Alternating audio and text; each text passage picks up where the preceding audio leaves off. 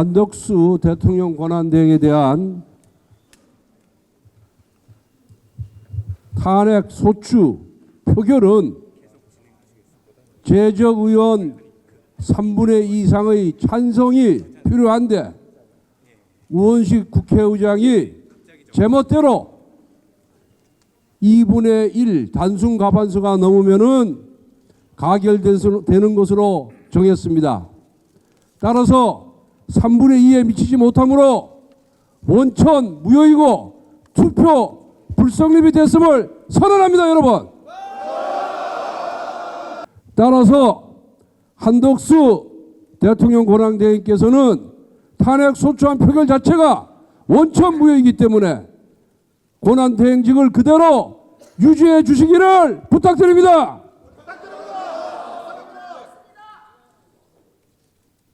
기어이 민주당이 한덕수 권한대행 탄핵 소추안을 본회의에 상정해서 표결까지 마쳤습니다. 정권 교체 이후 29번째 탄핵안입니다. 그동안 민주당은 한 달에 한 번꼴로 탄핵안을 남발했습니다. 29이라는 숫자가 말해주듯이 민주당은 탄핵 연쇄범이며 사실상 무정부 상태를 유도하는 국정 테러 세력입니다, 여러분. 권한대행이 헌법재판관을 임명하지 않았다는 것은 탄핵 소추 사유가 될 수가 없습니다. 헌법재판소가 생긴 이래 여야 합의 없이 헌법재판관을 추천한 사례는 단 한 번도 없었습니다. 그런데 민주당이 지극히 편향적인 후보들을 여야 합의 없이 날치기로 처리했습니다. 도저히 받을 수 없는 카드를 들이밀고 그 카드를 받지 않으면 탄핵하겠다고 협박했습니다. 입법부가 행정부를 인질로 삼은 것입니다. 민주당의 탄핵하는 그 의도부터가 위헌적입니다. 또한 민주당은 권한대행의 탄핵 정족시가 가반이면 된다고 우기고 있습니다. 말도 안 되는 헛소리입니다. 만약 민주당의 논리대로라면 대통령이 중대한 질병에 걸려 몇 주간, 몇 달간 권한대행 체제로 가동될 경우 150석을 가진 정당이 그 권한대행을 곧바로 탄핵할 수 있다는 것입니다. 우리의 헌법 설계자들은 그런 식의 국정마비의 빈틈을 두지 않았습니다. 그렇기 때문에 헌법재판소법 주석 역시 권한대행의 탄핵은 대행되는 공직자를 기준으로 한다라고 명확하게 규정하고 있습니다. 그러므로 권한대행에 대한 탄핵 소추안은 그 절차에서도 위헌입니다. 국민의힘은 모든 수단을 동원해서 앞으로 총력 투쟁에 나가겠습니다.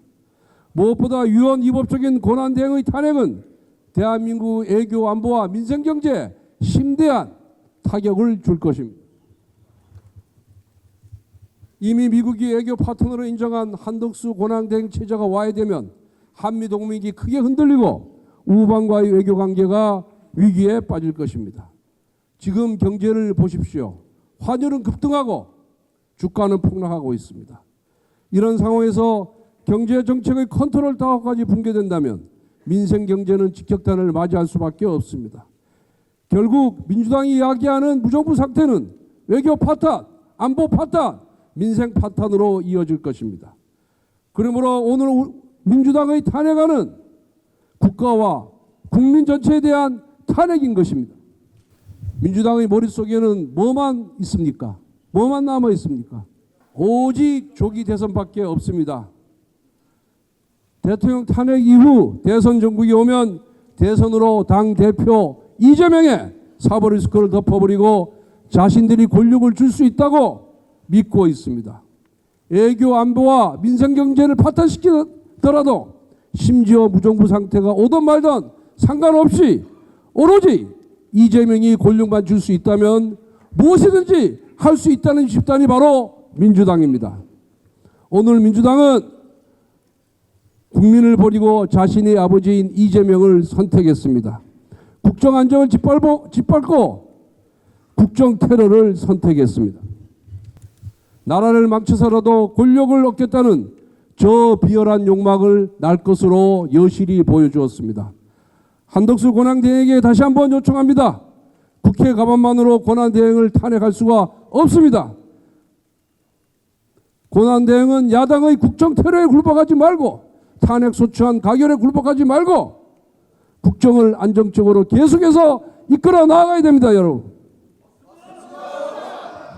그것이 국가와 국민을 위한 길이고 권한대행에 맡겨진 헌정수호의 책무입니다. 다시 한번 연쇄탄핵범 민주당의 탄핵 인질극을 규탄합시다. 대한민국을 초토화시키는 국정 테러를 규탄한다. 연쇄탄핵범 민주당의 탄핵 인질극을 규탄한다. 규탄한다. 국민과 함께 민주당의 야욕을 반드시 저지하겠습니다. 감사합니다.